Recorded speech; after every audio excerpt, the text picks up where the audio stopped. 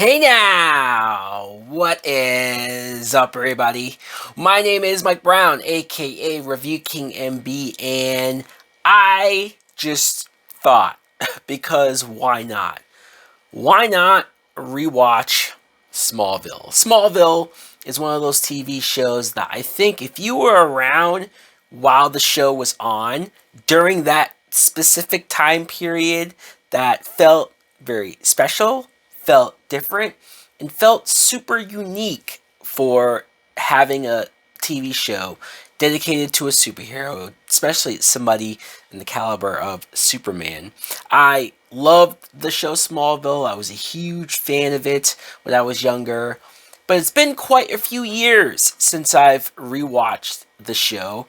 So it was my excuse, basically, to sit down right here, right now, and at least rewatch the pilot. As you can see, I own the entire complete series in one big box, and this will be fun to go through. Here is what the first 5 seasons look like in one booklet. This first episode, as I said, is the pilot, and it's fascinating to see the show from the very beginning. And you see the meteor shower, quite possibly the biggest and most important chain of events in the show's history. We see the meteor shower coming down, and look, I'm not going to pretend like the special effects and the CGI of the meteor shower looks great today, right? This is well over 20 years old. In fact, almost 25 years old. So I'm going to cut them some slack and say that for a show that was on before it was CW, this is WB, right? And this is high budget concept like things that no TV show had really tried before. I'm not talking Star Trek and whatnot. Of course, those have. But I'm talking about a show on this sort of network. And they went for it, so by God, I'm going to give them some extra points there. And I love the fact that the first human actors that we see on screen is young Lex and Lana Luthor. We see them first. That goes to show how important those characters are supposed to be going forward. And young Lex being super afraid of being in the helicopter, of heights, and just completely not the person, the son that I think Lana would want, is quite hilarious and informs you on their relationship even when he's an adult or young adult. And when young Lex runs out into the field, well, before I get there, so the meteors hit, right? Smallville gets hit with the meteors. And not only does Lex lose his hair, which I thought was a nice touch to have that be directly connected to the meteor shower, but young Lana, who she said she was about 3 years old. I thought she was older. But we see young Lana, who was all sweet and nice and dressed like a princess. She watches her parents die. Like, they literally get engulfed in flames. Now, I'm probably describing it harsher than what was presented on screen, but they still got hit with a meteor rock that blew up their car. So they did technically die in a fiery death. And Lana, as a little girl, watched it happen. Now, I am an asshole. I will preface this by admitting I'm a piece of shit because I laughed. Like, when little girl Lana looks over and sees her parents and goes, "Hi, Mom and Dad," right? She's all happy. And then the parents go, "Huh?" And the meteors just completely kaboom. I know, it's just the way it was shot, guys. It's not, I would never laugh at that in real life. And then we see Jonathan and Martha, obviously the two actors who play them, John Schneider and Annette O'Toole. I love this casting. These two go down as my favorite versions of these characters from all of the movies and all the other shows that have redone this. I think these two nail it. And them finding young Clark, or more importantly, as they say, Clark finds them. He literally does find them because their truck was flipped upside down. Young Clark walks up to their door and probably lifts it up. And that's where you get the ball rolling. That's where you're like, okay, what a great setup.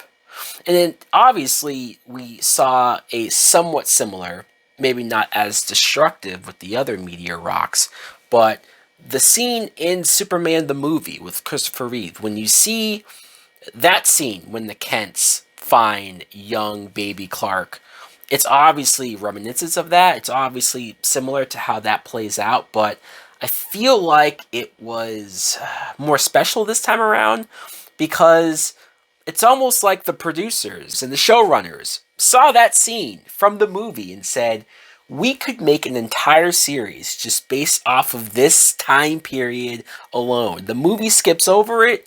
We're just going to go right into it.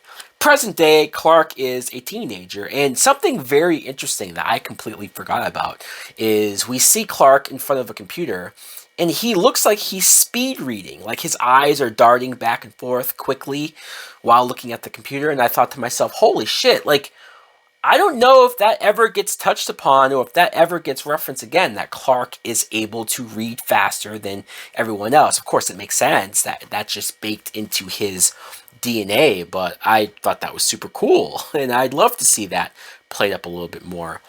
We get our first look at Tom Welling as Clark Kent, and I think Tom Welling, for this being his first acting role, I'm not going to say he's the best actor on the show. I think John Glover as Lana Luthor just by default has that. And even Michael Rosenbaum that we meet later on, he just exudes a certain amount of charisma that I think really makes us endeared to Lex as a character. But I thought Tom Welling did an exceptional job playing this version of Clark that can't be easy to play. This is a character that we, especially if you're fans of Superman, you hold up on a pedestal and you look at as the perfect character. Some people even say a boring character because he is so perfect and he has no flaws. But Tom Welling is able to play Clark in a point in his life where he does have many flaws, where he is going to make a lot of mistakes, and he is going to do things that maybe one would not think of Superman one day making. For example, this first scene, he is asking his parents, specifically his father, hey, can I play football, high school football? And of course, his father says no. And I think this is a much better version. I'm going to try not to compare and do this, but I can't help it going back to rewatch this, that this is a better version of, I think, what they were trying to do in Man of Steel when Kevin Costner was telling young Clark that he shouldn't save kids on a bus because he didn't want to expose a secret. Here's a scene that pretty much does the same thing, except for it's not Jonathan sounding like a dick because he's not telling him not to save people. He's just telling him, hey, you can't play football because it's going to expose you. You have powers or you're stronger than everyone else. And so it's too risky. It's too much of a chance. And that accomplishes the same thing that that movie was trying to accomplish, but in my opinion, does it better. Another reference to Superman the movie, it makes sense that Superman the movie, Christopher Reeve, would be the blueprint of what you're going to follow, especially at this time. But you see Clark outrunning the school bus. Beat for beat, almost shot for shot. That's what young Clark does in the flashback of Superman the movie. And that was great, especially when we get introduced to Pete Ross and Chloe Sullivan, his two high school friends. And it's interesting that Pete is sort of kind of trying to ask Chloe to the dance, and she never gives him an answer. She never quite expresses any interest in that because the conversation reverts back to whether maybe Chloe has a crush on Clark. Of course she would. Have you seen Tom Welling? Jesus. You see Clark show up and he sees Lana Lang, played by Kristen Cruick. And this easily establishes that Lana Lang is the love interest, is the girl that not only Clark is after, but everybody in the goddamn school is looking at Lana probably the same exact way. And I really like the touch of Clark walking up to her to try to muster courage to talk to her or whatever, and he trips and falls. And it looked very like Christopher Reeve, once again, Christopher Reeve like of just the silliness of how he fell. But the explanation of it being because Lana is wearing a necklace made of kryptonite was genius. Tremendous writing. That's the reason why Clark fell like that. And that's the reason why Chloe says, "Oh, typical. Clark Kent just can't help but fall and be weak at the knees in front of Lana." And there's an actual built-in mythology reason for it. So I love that. And he even starts to get sort of sick when he's on the ground in front of her. Of course, her boyfriend, Whitney, shows up, and there's your dynamic there. Another thing that I think this show does a great job, just in episode 1, of making Superman or Clark Kent relatable, is the scene where Clark is just sitting up in the rafters. He can't try out for football like he wanted to, right? So he daydreams of what it would be like if he did play football, and he actually uses his powers to push all the other players away from him. And Lana goes up to him and like, "Hey, they're gonna kiss," and then he snaps out of it. But once again, Clark Kent, super relatable. He's just like all of us. He's just like when you're in high school and you're daydreaming about the girl that you think is cute and like, "Hey, wouldn't it be cool if I did this and impressed her?" I mentioned that the meteor shower sequence is the most influential scene of the series. Here's probably the second most influential or important scene of the series. Lex Luthor accidentally hitting Clark with his car on the bridge, flying off of the bridge. Another great sequence, sort of actiony sequence. That's something that a lower budget TV show probably hard to pull off, but I think they nailed it. It looked tremendous. It was practical. It was an actual car. I love that technically. Unless later on there's like a retcon scene that changes this. This is technically the first time Clark saves a human being, saves a life. And I like that he did it on pure instinct. He didn't have to wonder or be worried who's watching. He went down there, he pulled Lex out, he saved his life. Lex wakes up, and it's the start of Lex's obsession when he looks at him and says, "I could have sworn I hit you." And that becomes something big later. I like that Jonathan shows up and he immediately throws shade at Lex. He immediately is like, "Fuck you, dude.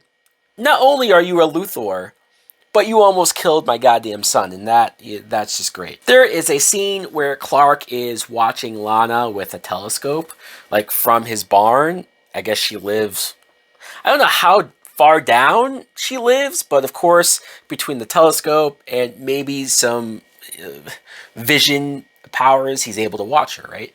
And you could argue that this is creepy. You could argue that, like, I don't know, dude, this is a little weird to be watching this girl that you really don't have, at this point, a friendship or really anything close to. You're just sort of watching her from your window. But once again, he's in high school, he's a teenager, and so he's not being too creepy. It's not like he's watching her undress. It's not like he's watching her in the shower, right? I'd like to think that if he did happen to see her in her room getting changed, he'd go like, "Whoa, all right, let me put the telescope down. Not my place." And Lana is talking to Whitney, and she's talking about her necklace. She actually gives Whitney the necklace to wear for good luck. And when Whitney says, "Is it true that this is made from the same meteor that killed your parents?" And she goes, "Yes. All of the bad luck that came out of it, I figured there's got to be some good luck to come out from it now." What? I get the connection. I get the idea of like, well, this has caused so much bad, so now I'm going to take that power away from it and change the meaning to it to me. Like, there is something to that.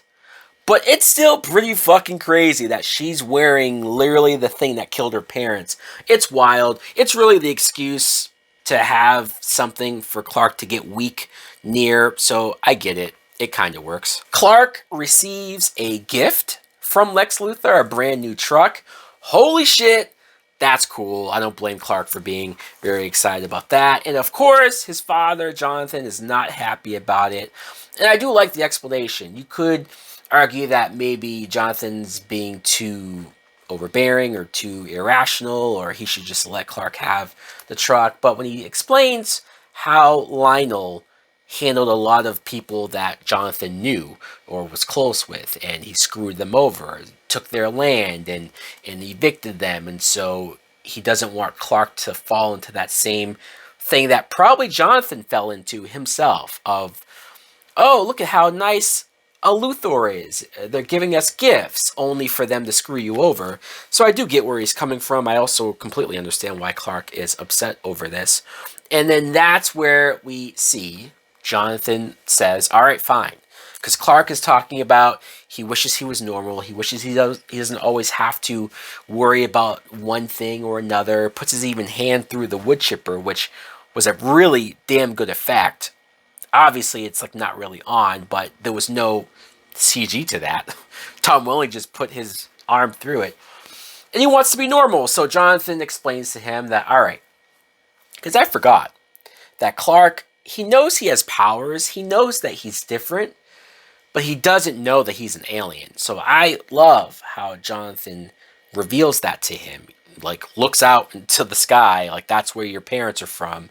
And Clark's reaction of kind of like, what? Not taking it serious.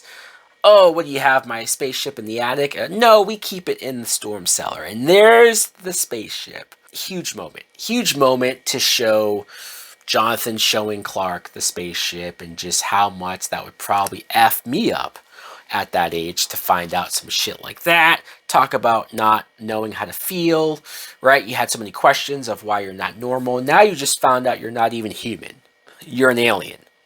So I like that Clark immediately goes off, winds up at like a graveyard because he probably didn't know where else to go where he'd be alone. And Lana Lang happens to show up there. And I've seen some people talk about this moment of like how weird it is that Lana apparently goes to this grave site and talks to her dead parents. Now, I'm not going to like make fun of that because my God, I can't imagine losing my parents at that young of an age and how I would have processed that or dealt with it or what I would do, like what she's doing in order to try to be okay with not having her parents anymore. I actually kind of found it endearing.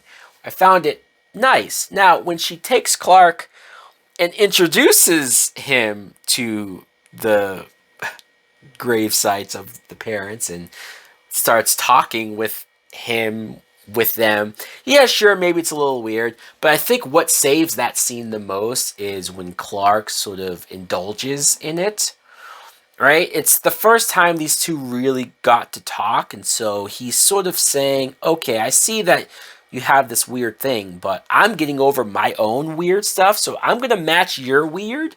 And he starts talking to the parents too. Like, it is cute. It does end up being an endearing scene, and I think it helps Lana look at Clark in a way that she didn't look at him before.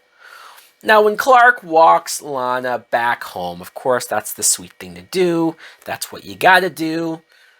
And then she kisses him on the cheek. Now, I'm not saying Lana was sort of leading him on. She says, in fact, when Clark asks, who are you going to the dance with? She says her boyfriend, Whitney. Like, she's not pretending she's single. But you have to know that Clark is interested once he asked that. He clearly asked that because he would love to take you. So I don't know if she should have kissed him on the cheek. Between maybe giving him the wrong idea and also Whitney being right there at her doorstep watching this entire thing, I will be honest. I used to think Whitney was a dick. And I'm sure the more I rewatch these episodes, especially in season 1 or the first half of season 1, I'm still going to think Whitney's a dick. But there's a part of me that gets it. There's a part of me that understands. I'm putting myself in Whitney's shoes. That if I saw my girlfriend kiss some other dude on the cheek, I'd be like, what the fuck is going on? Yeah, sure, I'd hate Clark as well, and I probably would do something similar to what Whitney does to Clark later on. But I'd also have a freaking conversation with Lana. Like, what the hell was that? Okay, yeah, sure, call me a jealous boyfriend. I don't know what the hell you want me to say. I'm being honest. Now, that's where we get introduced to the Meteor Freak of the Week.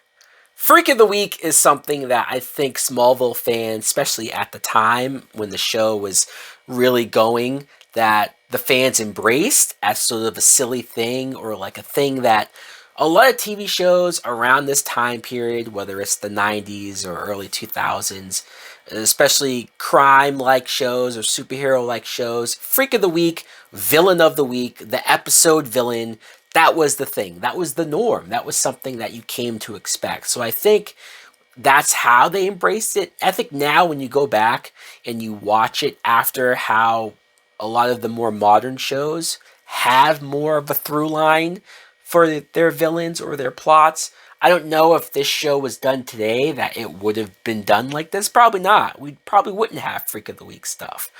But this Freak of the Week, Jeremy, he's actually the same kid that was strung up as a scarecrow when young Lex lost his hair in the field, right? So somehow this Jeremy dude is still the same age that he was then. There's actually a funny scene where Chloe figures out that it's the same kid from years ago, and Clark has a line where he says, "That's impossible.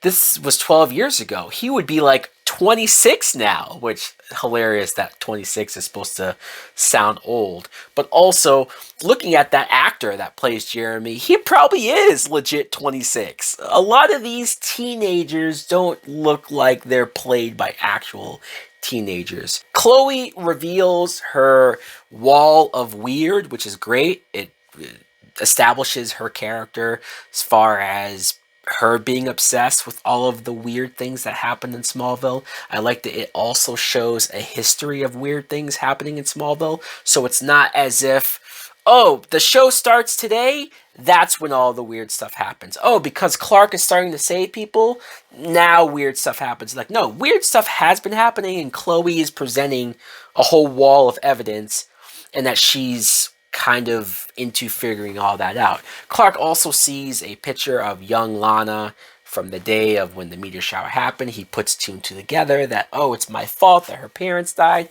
It's not his fault, obviously, but I also think that moment of him thinking that is a good way to establish even more reason for why he wants to be around her, because he feels guilty. It's partially because, yeah, he's like in love with her, but it's also because he feels like he ruined her life. When she talked about earlier that she dreams about her parents still being alive and that everything is perfect, that is telling you that she's not as happy right now without them. Like I said, Whitney does kind of the understandable thing. He picks Clark to be the scarecrow. They string him up in the field. And I like that Lex finds him. Lex first sees that same kid coming out of the field, the Jeremy, and then he goes in there. Lex finds Clark, which is also a nice touch. I think the writing, as far as why things are happening or why characters are the ones that are doing things, I think it's pretty good writing. Clark stops Jeremy. It's a very easy third act or easy sequence of him stopping him. I do like the couple moments of Clark showing off. It's very subtle. Him showing off his powers, like when he's on one side talking to Jeremy, and then when Jeremy turns around, Clark's on the other side. Like, I love that. It's subtle, but I love when Clark is sort of almost showing off his powers a little bit, or sort of throwing somebody off guard, because so many times later on in the show, because of kryptonite, Clark's always fighting from underneath. This time, right out the gate, he easily stops this guy. In fact, Jeremy gets electrocuted. And I'm not sure if he, because of that, gets amnesia. I think that had to happen because he saw Clark use powers. And that's going to be another theme going forward, is how many characters get amnesia because they saw Clark use their powers. Jeremy is number one. Then we get a nice sequence of Clark. He doesn't go to the dance, but he comes out into the parking lot and sees Whitney's truck.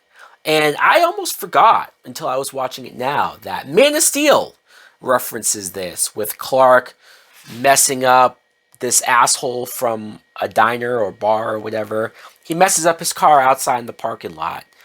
But I like how it's done here, because of Clark sort of watching with a smirk on his face. Him at this young age doing that, I buy more, because if I was this age, I would do the same goddamn thing. So guys, I enjoyed rewatching this episode. I did. I am looking forward to rewatching every single episode and breaking it down, reviewing it, talking about it. Hopefully this is fun for you too, because man, I enjoyed it.